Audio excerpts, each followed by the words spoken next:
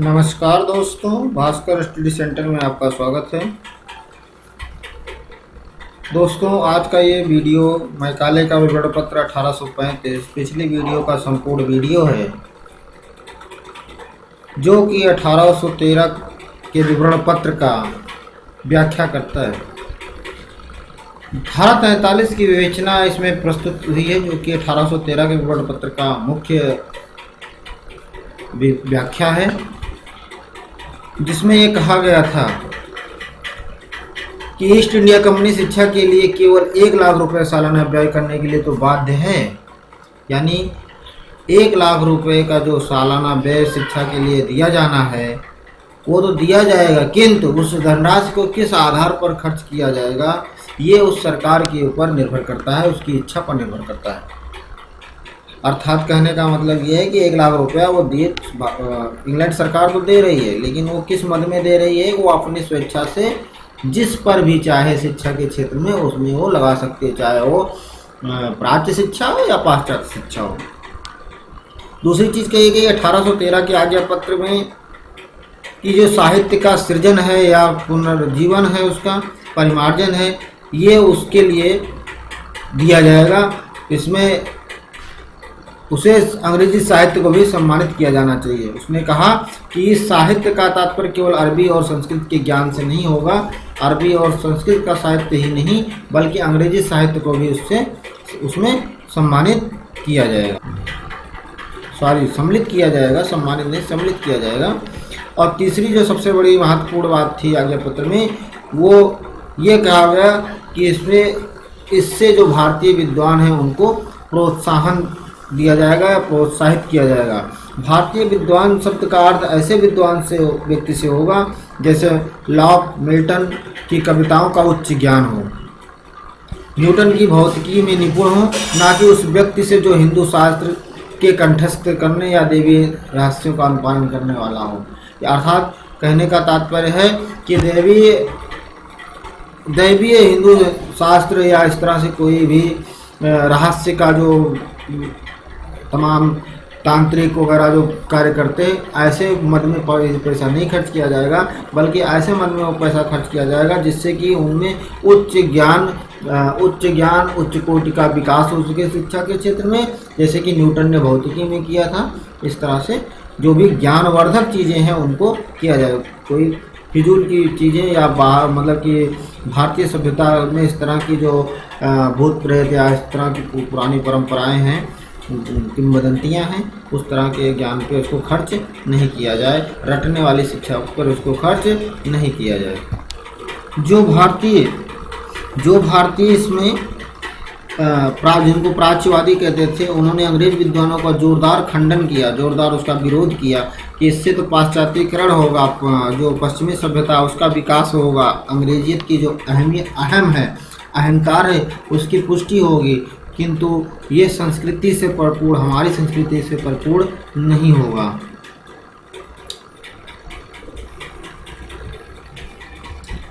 प्राच्यवादी जो हमारे भारतीय साहित्यकार थे, उन्होंने बोला कि भारत में जो प्रचलित क्षेत्रीय भाषाएं हैं वो वैज्ञानिक दुर्बलता का शिकार हैं, वह पूर्ण अपरिपक्व तथा असभ्य हैं, उन्हें किसी भी शब्द भंडार द्वारा स्थिति से संवर्धित या बढ़ाया नहीं जा सकता। ऐसी स्थिति में उस भाषा किसी अन्य भाषा के साहित्य एवं विज्ञान के अनुवाद की कल्पना कर पाना असंभव है। अर्थात कहने का मतलब है कि हमारी जो अपनी साहित्य है, अपनी सभ्यता है, वो पश्चिमी सभ्यता को समझ पाने में अभी असमर्थ है। ऐसे में हम अपने साहित्य और विज्ञान के अनुवाद की कल्पना करें, ऐसा संभव नहीं है। लॉर्ड मैकाले के विवरण पत्र से भारतीय साहित्य का घोर अपमान हुआ। भारतीय भाषाओं का और भारतीय साहित्य का जो अपमान हुआ, उसके परिप्रेक्ष्य में स्वयं लॉर्ड मैकाले ने बोला कि यद्यपि मैं संस्कृत और अरबी भाषा के ज्ञान से अनभिज्ञ हूँ, किंतु श्रेष्ठ यूरोपीय पुस्तकालय की मात्र एक अलमारी का भारतीय एवं अरबी भाषा के संपूर्ण साहित्य से अधिक मूल्यवान है, तथा इस तथ्य को प्राच्यवादी भी शहर से ही स्वीकार करेंगे या करते हैं। मतलब कहने का तात्पर्य है, लॉर्ड मैकाले ने कहा कि जितना भारतीय साहित्य है और इसका यहाँ का जो अरबी भाषा या संस्कृत भाषा का भंडार है, ज्ञान है, वो यूरोपीय जो साहित्य है उसकी एक अलमारी के बराबर है। जो संपूर्ण अरबी और संस्कृत साहित्य को अगर एक तरफ कर दिया जाए और इंग्लैंड की या अंग्रेजी साहित्य को की एक अलमारी को इकट्ठा कर दिया जाए तो वो दो उसके बराबर है। यानी कि साहित्य का एक अलमारी का पुस्तकालय के बराबर पूरे संपूर्ण अरबी और संस्कृत का साहित्य ही उसके बराबर है। ये कभी कभी प्रश्न पूछा जाता है आपकी परीक्षा में कि ये तथ्य किसने कहा है या शब्द ये किसने कहा है कि यूरोपीय पुस्तकालय की एक मात्र अलमारी भारतीय और अरबी भाषा के संपूर्ण साहित्य से अधिक मूल्यवान है। ये कथन किसका है? सिद्ध कीजिए, साबित कीजिए। तो आप ये चीज़ ध्यान रखिए, यह कथन लॉर्ड मैकाले जी का है कि भारतीय साहित्य का जो भी भारतीय साहित्य है वो यूरोपीय साहित्य के एक पुस्तकालय के एक अलमारी के बराबर है। ये तथ्य लॉर्ड मैकाले साहब ने कहा था। लॉर्ड मैकाले के विवरण पत्र की महत्ता इसलिए भी है कि इन्होंने अंग्रेजी को महत्व दिया। इन्होंने अंग्रेजी को बहुत ही महत्व दिया। इन्होंने लिखा, यह भाषा पाश्चात्य भाषाओं में भी सर्वोपरि है। जो इस भाषा को जानता है वह सुगमता से उस विशाल भंडार को प्राप्त कर लेता है जिसकी रचना विश्व के श्रेष्ठतम व्यक्तियों ने की है। अर्थात ये जो भाषा है पाश्चात्य भाषाओं में भी सर्वोपरि है और इस भाषा को जानने वाला जो है वो सुगमता से, आसानी से विशाल भंडार को प्राप्त कर लेता है।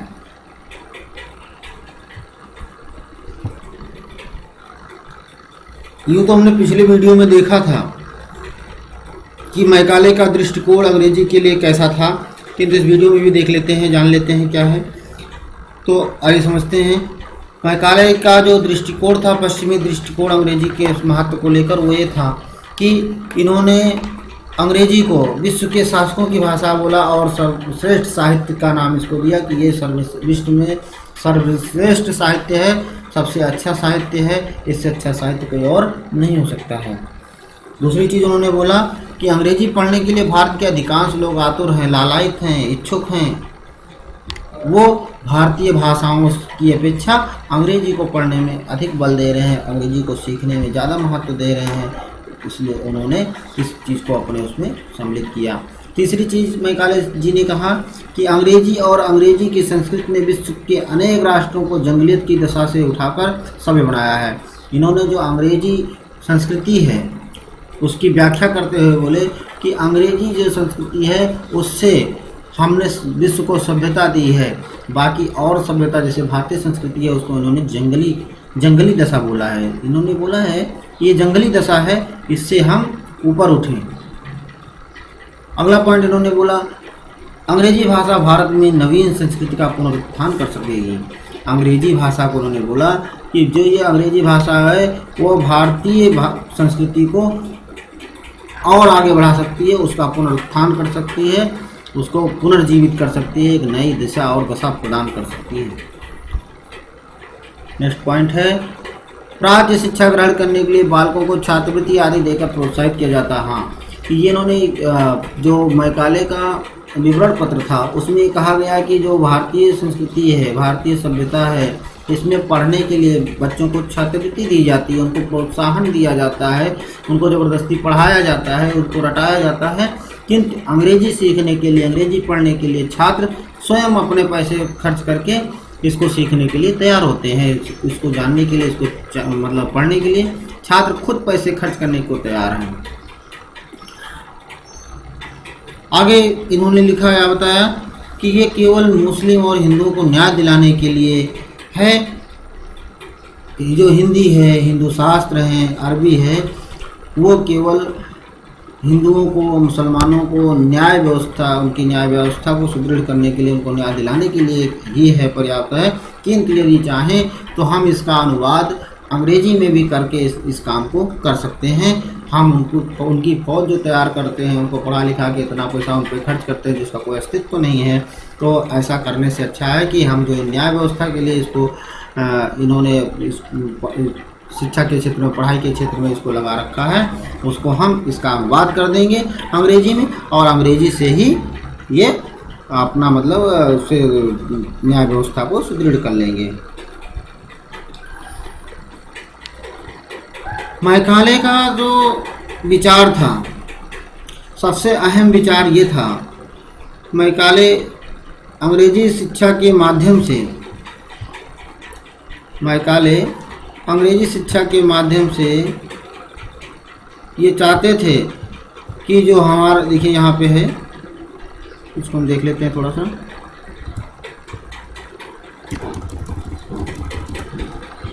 मैकाले ने लिखा, अंग्रेजी शिक्षा प्रदान करने का हमारा अभिप्राय इस देश के ऐसे वर्ग का निर्माण करना जो रक्त वर्ण से तो भारतीय हो, पर वह रुचियों और विचारों, नैतिकता और विद्वता में अंग्रेज जैसा हो।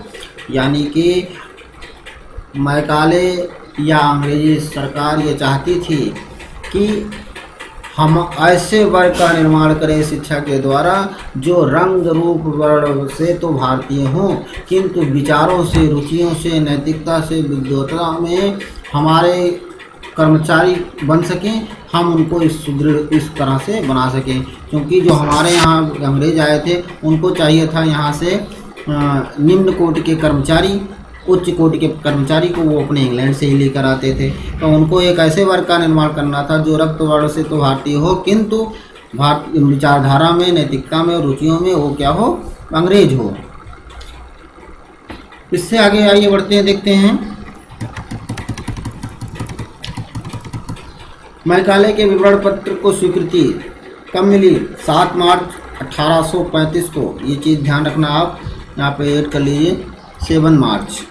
7 मार्च 1835 को लॉर्ड विलियम बेंटिंक ने दिया था इस विवरण पत्र को पूर्ण स्वीकृति लॉर्ड विलियम बेंटिंक ने 7 मार्च 1835 को इसकी स्वीकृति दी थी। और जिसका मुख्य उद्देश्य था ब्रिटिश सरकार का जो भारतीयों में यूरोपीय साहित्य और ज्ञान का प्रचार करना, और शिक्षा की निर्धारित धनराशि केवल इसी उद्देश्य की प्राप्ति के लिए की जानी चाहिए, वो यूरोपीय साहित्य का विकास और यूरोपीय विज्ञान का प्रचार प्रसार हो सके। किंतु जो प्राच्य विद्यालय हैं, अगला पॉइंट इसमें देख लेते हैं, प्राच्य विद्यालयों को न समाप्त किया जाएगा और ना ही उन्हें बहिष्कृत किया जाएगा, उनमें उपलब्ध सुविधाओं हेतु आवश्यक धन की व्यवस्थाएं जारी रहेंगी। अर्थात लॉर्ड मैकाले के विवरण पत्र में ये स्वीकृति भी दी गई थी, जिसको लॉर्ड विलियम बेंटिंक ने स्वीकार किया कि ना तो जो प्राच्य विद्यालय हैं उनको समाप्त किया जाएगा, ना तो उनका बहिष्कार किया जाएगा, अपितु जो उनको उपलब्ध आवश्यक सुख सुविधाएं हैं वो जारी रहेगी, उससे उनको कोई आपत्ति नहीं होगी। अगला पॉइंट है, आगे से प्राच्य विद्या संबंधी साहित्य का मुद्रण एवं प्रकाशन समाप्त कर दिया जाएगा, क्योंकि इसके लिए अतिरिक्त धन की व्यवस्था नहीं की जा सकती है। अर्थात जो अभी तक का साहित्य का मुद्रण हुआ, प्रकाशन हुआ है, वो तो जारी रहेगा, किंतु उससे आगे का जो साहित्य का मुद्रण करना है, प्रकाशन करना है, उसमें संशोधन करना है, उसके लिए चूंकि सरकार द्वारा अतिरिक्त धनराशि की व्यवस्था नहीं की गई है, वो अतिरिक्त धनराशि की व्यवस्था 1 लाख से अतिरिक्त नहीं है, तो हम उसको आगे से प्रकाशन या प्रकाशित या मुद्रण नहीं कर सकेंगे, नहीं कर पाएंगे। और जो 1 लाख रुपए की जो धनराशि उसमें बचेगी, उसमें क्या करेंगे, उसका प्रयोग भारतीयों में अंग्रेजी भाषा के माध्यम से अंग्रेजी साहित्य विज्ञान के प्रचार प्रसार में व्यय किया जाएगा। अर्थात जो पैसा 1 लाख रुपए में से, जो 1 लाख रुपए की धनराशि है, उसमें से यदि कुछ पैसा बचता है तो उसको भारतीयों को अंग्रेजी भाषा सिखाने और भारतीयों में विज्ञान के प्रचार प्रसार के लिए जो भी पैसा है वो खर्च किया जाएगा। आइए देखते हैं इनके विवरण पत्र की समीक्षा कर लेते हैं। लॉर्ड मैकाले के विवरण पत्र की समीक्षा। हर प्रत्येक व्यक्ति में या हर वस्तु में कुछ अच्छाइयाँ और कुछ बुराइयाँ होती हैं, ऐसे ही कुछ इनमें दोष भी थे लॉर्ड मैकाले के शिक्षा नीति में। तो जो दोष थे सबसे पहला तो ये आया कि जब इसमें हमारी सभ्यता संस्कृति का इन्होंने बहिष्कार किया तो सबसे पहले तो फूट उत्पन्न हो गई। जो फूट था वो आपसी फूट उजागर हुई। उसके बाद दूसरी चीज़ है, एक तो ये इनका दोष हो गया, दूसरा दोष है, दूसरी चीज़ ये है कि भारतीय साहित्य और संस्कृति की इसमें अवहेलना की गई और भारतीय धर्म की अवहेलना की गई। क्योंकि उन्होंने कहा ये संस्कृति जंगली है, ये जंगलियों की संस्कृति है, इससे हम ऊपर उठा के उनको सुदृढ़ बनाएंगे, सक्षम बनाएंगे। तो इन्होंने धर्म की भी अवहेलना की, संस्कृति की अवहेलना की, विदेशी सभ्यता को भारत पर लाकर थोप दिया, यानी कि पाश्चात्य सभ्यता जो है उसको भारत पर थोपा। भारतीय भाषाओं का अपमान किया। अंग्रेजी को ज़बरदस्ती लोगों पर थोपा गया, यानी कि जो व्यक्ति जो यहाँ का वर्ग था वो अंग्रेजी को नहीं भी पढ़ना चाहता था तो भी उसको ये पढ़ने के लिए बाध्य किया गया कि नहीं, आपको अंग्रेजी आना आवश्यक है। सबसे अहम और ख़ास बात थी कि भारत में एक ऐसा शिक्षित वर्ग तैयार किया गया जो अंग्रेजी शासन को मजबूती प्रदान करे। अर्थात पहले भी उन्होंने बोला कि जो रंग रूप से तो भारतीय हों किंतु रुचियों में, विचारों में, नैतिकता में, विद्वता में अंग्रेज दिखते हों। अर्थात ये सरकार केवल अपने लाभ के लिए ही शिक्षा प्रदान कर रही थी। तो इस तरह से उन्होंने ऐसा शिक्षित वर्ग तैयार किया कि जो रंग रूप से भारतीय थे, शिक्षित तो थे वो, किंतु वो अपने देश की सभ्यता संस्कृति को आगे बढ़ाने में ना योगदान दे करके अंग्रेजी शासन को मजबूती प्रदान करने में उन्होंने सहयोग प्रदान किया, या ऐसा शासन, ऐसी पढ़ाई जिसके द्वारा अंग्रेजी शासन को अधिक से अधिक मात्रा में लाभ हुआ। इसके ये दुष्परिणाम भारतीय सभ्यता के लिए था। आइए देखते हैं इसके अच्छे परिणाम क्या रहे। इसके अच्छे परिणाम ये रहे कि भारत में जो ज्ञान है उसका द्वार खुला। भारत के लिए विस्तृत ज्ञान के द्वार खुल गए। अभी तक हम केवल अपनी संस्कृति का अवलोकन करते थे, अपनी संस्कृति सभ्यता के बारे में पढ़ते थे, लेकिन अब हमको विदेशी सभ्यता संस्कृति के बारे में पढ़ने के लिए, उनकी भाषाओं का ज्ञान होने की वजह से हम उनके भी ज्ञान को, उनके भी शब्द भंडार को जानने के दिशा में अहम कदम उठाया गया। और अगला पॉइंट है भारत की आधुनिक शिक्षा संरचना का शिलान्यास रखना। जो आधुनिक शिक्षा, अभी तक जो हम पिछली प्राच्य शिक्षा या पुरानी परंपरा में जी रहे थे, अब हमको नई परंपरा आधुनिक शिक्षा और पाश्चात्य संस्कृति के साथ जीने का एक अवसर मिला, जिसकी ये आधारशिला रखी गई। ये इसका अच्छा प्रभाव पड़ा। तीसरी चीज़ है भारत में राजनीतिक जागरूकता उत्पन्न हुई। भारत में राजनीतिक जागरूकता उत्पन्न हुई। और चौथी चीज़ है अपने अधिकारों के प्रति, हमारे क्या अधिकार हैं, हमारे क्या कर्तव्य हैं, ऐसे मनोभावना भारतीयों के बीच में पनपने लगी, जागृत होने लगी। लास्ट पॉइंट है भारतीय विज्ञान और टेक्नोलॉजी के प्रति जागृत हुई। भारतीय विज्ञान को और टेक्नोलॉजी को भी सुदृढ़ करने के लिए, आगे बढ़ाने के लिए जन जागृति उत्पन्न हुई लोगों में। तो ये इसके अच्छे प्रभाव हुए जो कि भारतीय सभ्यता के लिए, भारतीय संस्कृति के लिए आवश्यक थे। अंत में governor general Lord William Bentinck ने 7 मार्च 1835 को मैकाले के विवरण पत्र का स्वागत करते हुए एक विज्ञप्ति के द्वारा सरकार की शिक्षा नीति को निम्नलिखित शब्दों में घोषित किया। वो शब्द थे शिक्षा के लिए निर्धारित संपूर्ण धन का सर्वोत्कृष्ट प्रयोग केवल अंग्रेजी की शिक्षा के लिए ही किया जा सकता है। ये सब आप ध्यान रखिएगा। ये शब्द किसने कहा है? लॉर्ड विलियम बेंटिंक, जो कि उस समय तत्कालीन गवर्नर जनरल थे। उन्होंने ये शब्द कहा कि शिक्षा के लिए निर्धारित संपूर्ण धन का सर्वोत्कृष्ट प्रयोग केवल अंग्रेजी की शिक्षा के लिए ही प्रयोग किया जा सकता है। ये कभी कभी पेपर में पूछ लिया जाता है। तो इससे 2-3 क्वेश्चन जो बन के आ रहे हैं। सबसे पहले तो लॉर्ड मैकाले का विवरण पत्र कब लागू हुआ? 1800 कब हुआ? 1835 में। दूसरी चीज, एक ऐसे वर्ग का निर्माण करना जो रंग रूप से भारतीय हो किंतु विद्वता में, नैतिकता में, रुचियों में, विचारों में वो अंग्रेज हों। ये किसने कहा? लॉर्ड मैकाले जी ने कहा। तीसरी चीज है कि लॉर्ड विलियम बेंटिंक द्वारा मैकाले के विवरण पत्र को कब स्वीकृति दी गई? कब दी गई? 7 मार्च 1835 को। चौथी चीज आ रही इसमें, शिक्षा के लिए निर्धारित संपूर्ण धन का सर्वोत्कृष्ट प्रयोग केवल अंग्रेजी की शिक्षा के लिए किया जा सकता है। ये शब्द या ये कथन किसका है? तो किसका है? लॉर्ड विलियम बेंटिंक का। और भी आगे इसमें से प्रश्न बन के, जिस समय लॉर्ड मैकाले का विवरण पत्र स्वीकृत किया गया या किसके द्वारा स्वीकृत किया गया, या उस समय गवर्नर जनरल कौन था? तो ये क्वेश्चन का जवाब आता है लॉर्ड विलियम बेंटिंक।